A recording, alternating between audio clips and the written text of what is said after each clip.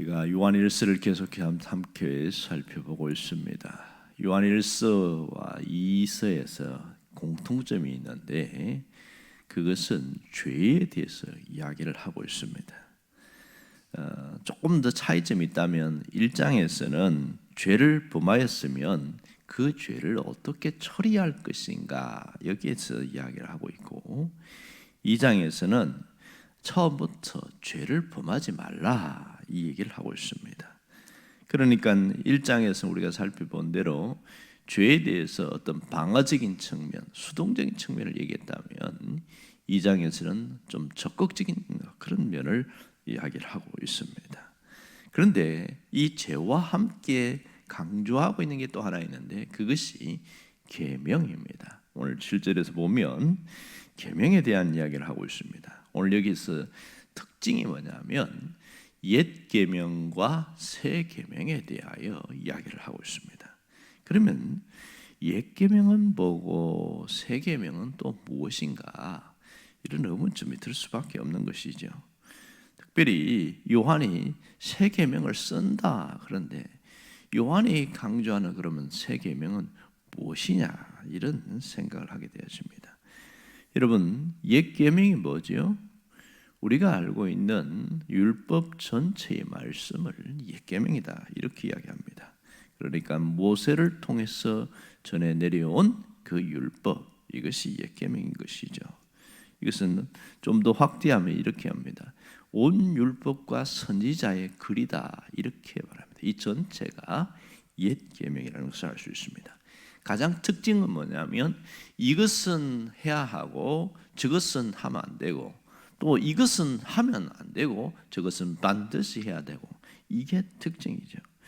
그러면 새 계명은 무엇인가? 여기서 말하는 새 계명은 요한이 새로 만든 것이 아니라 이미 주님이 말씀하신 그 계명을 다시 기억하게 하려고 쓴다 이런 표현을 썼습니다.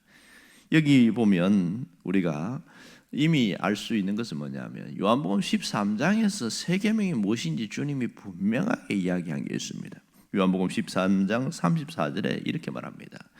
새 계명을 너희에게 주노니 서로 사랑하라. 내가 너희를 사랑한 것 같이 너희도 서로 사랑하라. 이렇게 얘기합니다. 결국은 주님이 말씀하신 새 계명은 서로 사랑하는 것이다. 이렇게 정리되어지는 거죠. 자, 그런데 여기서 옛 계명과 새 계명을 같이 연결해서 이야기를 하고 있습니다. 너희가 처음부터 가진 옛 계명이 있는데 그 옛 계명을 버리는 것이 아니고 옛 계명도 있지만 새 계명을 내가 이야기를 한다. 그 얘기를 하면서 요한이 정리를 하고 있습니다. 결국 요한일서 2장에서는 계명에 대한 이야기가 계속 반복되고 있어요. 2장 1절에서 6절까지는 바로 죄를 범하지 않고 이제는 계명을 지켜야 한다 그 얘기를 하고 있고요. 또 7절부터 11절까지는 그 계명을 지키는 방법이 뭐냐? 그것은 형제를 사랑하는 것이다. 이렇게 얘기를 하고 있습니다. 결국 계명을 지켜라, 형제를 사랑하라. 그것은 같은 말이라는 것이죠. 그래서 이어지는 뒤에 이야기를 보면 형제를 사랑하라고 했는데 여전히 미워하는 자는 그 사람은 어둠에 있는 사람이고 형제를 사랑하는 사람만이 빛 가운데 머물고 있다. 이 얘기를 쭉 하고 있습니다. 결국 이 형제 사랑하는 것이 계명을 지키는 본질이다. 이것을 얘기를 합니다.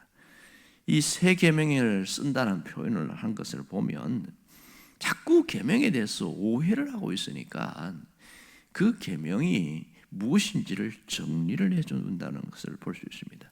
가만히 보면 구약에서 하라 하지 마라 한 것은 우리를 어떤 보이지 않는 어떤 쇠사슬로 묶어놓으려고 하는 것이 아니라 그것이 왜 해야 되는지 왜 하지 말아야 되는지 핵심은 사랑에 있다는 겁니다. 사랑이 있어요.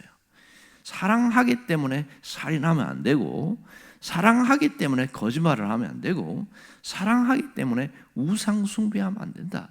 이 사랑이 정리가 되어진 거죠. 결국 주님이 말씀하신 그 새 계명은 새로운 것이 아니라 구약에서도 이어지는 핵심을 정리를 합니다. 그래서 마태복음 22장에서는 주님이 정확하게 이야기합니다. 그 사랑은 두 가지로 흘러가는데 하나는 하나님을 사랑하고 또 하나는 이웃을 사랑하는 것이다. 이렇게 정리를 하고 있습니다. 여러분, 결국 하나님이 주신 세 계명은 하나님 사랑이 형제 사랑으로 서로 사랑하는 것으로 연결되는 것을 알 수 있습니다. 여러분, 우리가 신앙생활하면서 가장 많이 듣는 단어가 몇 가지가 있습니다. 믿음이라든지 기도라든지 사랑, 너무나 익숙하고 너무나 오랫동안 들어왔던 그런 단어이긴 합니다.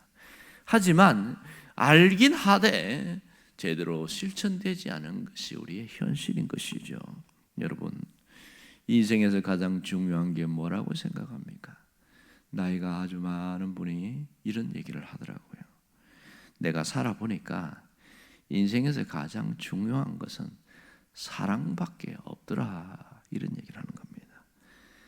살아가면서 열심히 살아도 받고 돈도 벌어받고 명예도 가져받고 박사도 돼봤는데 남는 것은 사랑밖에 없더라.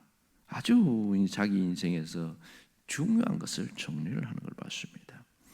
사람이 살맛나게 만드는 것은 일이 아니라 사랑이라는 것이죠.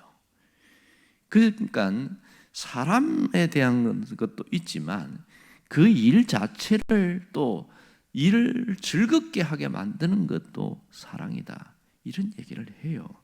결국은 우리를 살아가게 하는 그 힘은 사랑에 있다는 겁니다.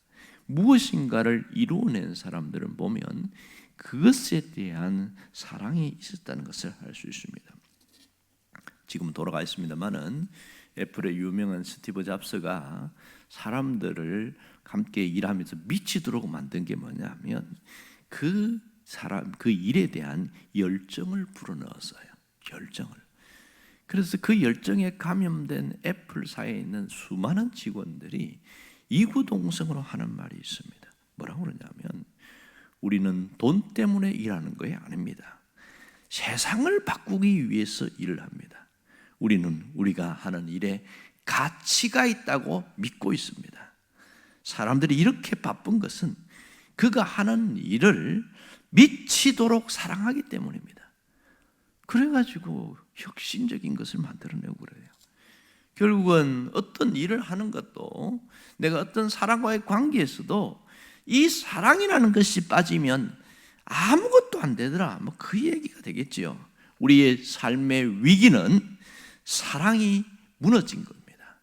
사랑이 메말라 버린 거예요. 그래서 사람이 살기 싫다, 이렇게 말합니다. 살기가 힘들다. 왜 그래요? 사랑이 무너진 거예요. 자기가 하고 있는 일에 대해서도 그 사랑이 점점 희석돼 버렸고 사람에 대해서도 사랑이 약해지니까 아이고 사람도 싫고 일도 싫고 다 싫다, 이렇게 돼버린 거예요. 정말 안타까운 거죠. 하지만 반대로 사랑의 힘은 얼마나 강한지 괴력을 나타낸다, 이럽니다. 그런 거 같지요. 가끔 막 불이 났는데 자기 힘보다 10배나 드는 것을 들고 나오는 사람이 있습니다. 그 어떻게 그렇게 가능하냐? 절대로 들을 수 없어요. 그것은 사랑의 힘 때문이다, 그런 얘기를 하고 있습니다. 그렇다면 우리가 신앙생활에서 가장 중요하게 생각해야 될 게 무엇일까요? 그것도 역시 사랑입니다. 우리가 참 사랑을 깨닫는 것이 너무 중요합니다. 참 사랑이 무엇인지를 아는 것은 대부분 해요. 하지만 그 참 사랑을 깨닫는 것이 잘 안 되는 거예요. 제일 안 되는 게 깨닫지를 못하는 거예요. 왜 사람이 안 바뀌는 줄 아세요? 말을 못 알아들어서 안 바뀌는 게 아니고 깨닫지 못하기 때문에 안 바뀐다, 이 얘기를 합니다.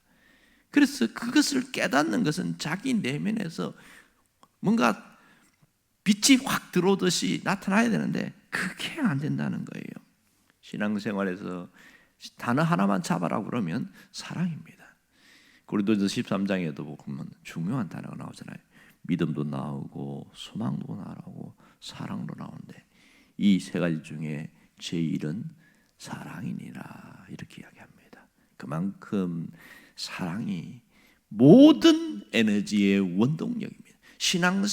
신앙생활답게 만드는 것은 사랑이라는 것을 알 수 있습니다. 결국 신앙생활에서 사랑이라는 것을 빼버리면 그것은 껍데기만 남는다, 이런 얘기합니다. 그러면 그 사랑의 핵심이 어디서 나타났습니까? 주님이 직접 보여주었잖아요.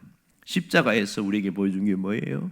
사랑이었습니다. 십자가의 결과는 대속이지만 주님이 보여준 게 사랑입니다. 십자가에서 제일 첫 번째 했던 말이 뭡니까?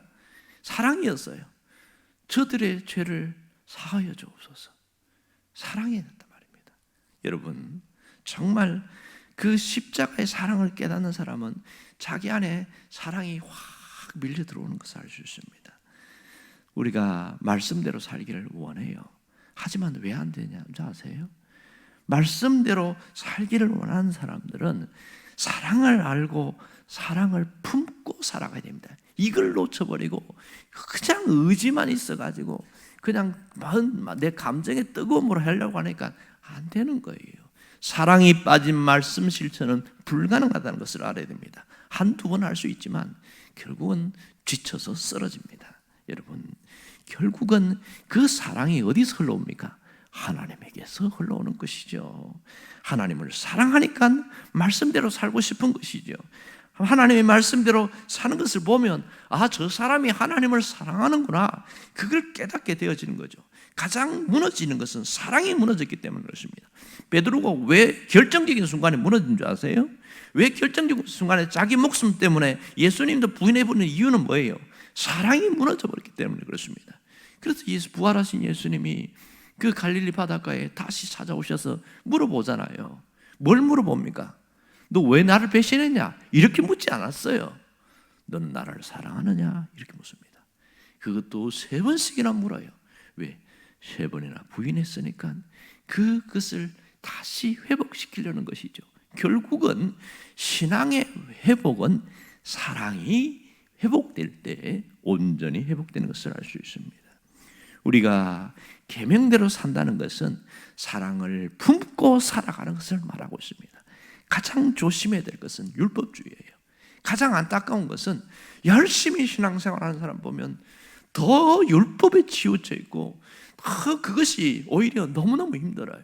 율법을 열심히 믿는 사람들은 같이 있으면요 서로 눈치 봅니다. 조금만 잘못하고 조금 실수하면 그것을 그냥 이러면서 집사가 어떻고 끊임없이 지적하고 비판하고 훈계하고 자기는 잘났고 이래 돼버리니까 이게 문제가 되는 거예요. 뭐가 빠졌습니까? 사랑이 무너진 거예요. 신앙생활에서 사랑이 무너지면 서로 비판만 하게 되어집니다. 오늘 우리가 하나님의 뜻대로 살기를 원한다. 그러면 뭘 해야 됩니까? 반드시 하나님을 사랑해야 됩니다. 그 마음이 없이 무슨 하나님의 뜻대로 살 수 있냐는 거예요. 죄를 안 짓고 살기를 원한다면 죄를 안 지으려고 쓰지 말고 뭐 해야 됩니까?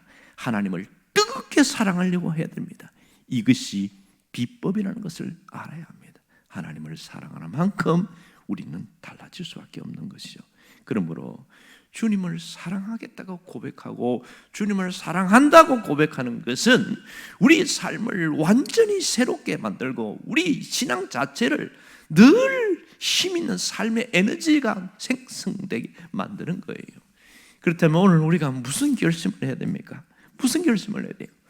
하나님의 사랑을 부어달라고 얘기하고 하나님의 사랑을 내 삶에서 흘러가게 해달라고 그렇게 기도할 필요가 있는 것이죠. 사랑이 메마른 사람은 사랑의 부음을 받아야 돼요. 하나님이 나에게 부어주신 사람이 있다면 그것을 갖고만 있으면 안 되는 거예요. 썩어버리거든요. 이게 문제예요. 반드시 흘러가야 됩니다. 어떤 방향으로 흘러가든지 어느 사람에게든지 반드시 흘러가야만이 그 사랑이 아주 재생산되는 거예요. 일로 흘러가든지 사람으로 흘러가든지 흘러가야 하는 겁니다. 오늘 어떻게 흘려보내야 돼요? 사람에게는 가장 쉬운 것, 가장 해야 하는 게 말입니다. 따뜻한 말 한마디는 사람을 바꿉니다. 그 속에 사랑이 있으니까 이거부터 시작하는 게 중요한 것이죠. 그 다음에는 나누는 거예요. 뭘 나눠요? 가장 사소하고 작은 것부터 나누는 거예요. 이것이 주님의 사랑을 실천하며 살아가는 겁니다. 우리가 하나님을 사랑한다면, 내 안에 주님이 계신 것을 믿고 살아간다면 이런 변화가 나타나야 됩니다. 그러면 누가 가장 행복할까요? 바로 나 자신입니다. 내가 예수를 믿는 것이 이렇게 좋을 수가 없다. 자기가 하나님의 사랑이 내 안에 풍성하니까 활력이 있는 거죠. 활력이 있어요. 그리고 사람들이 다 고맙게 생각하고 아무개 그러면 참 고마운 사람, 이게 달라지는 거예요. 왜? 내가 사랑을 부음받으니까 내 삶에 대해서도 이 힘이 나고 그 사랑을 흘려보내니까 옆에 있는 사람이 사랑 바이러스에 감염되어서 다 웃고 행복해지는 거죠. 이게 신앙이라는 걸 알아야 됩니다. 이런 걸 놓쳐버리고 다른 것을 뭔가 붙들려고 하면 뭔가 큰 구멍이 났다는 걸 압니다. 우리는 이미 다 알고 있어요.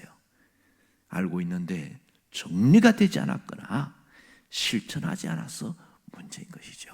오늘 우리가 기도할 것은 하나님의 사랑을 부어달라고 기도하고 또 그 사랑을 내가 흘려보내겠다고 결단하는 그런 기도가 있기를 주의 이름으로 축원합니다. 기도하겠습니다.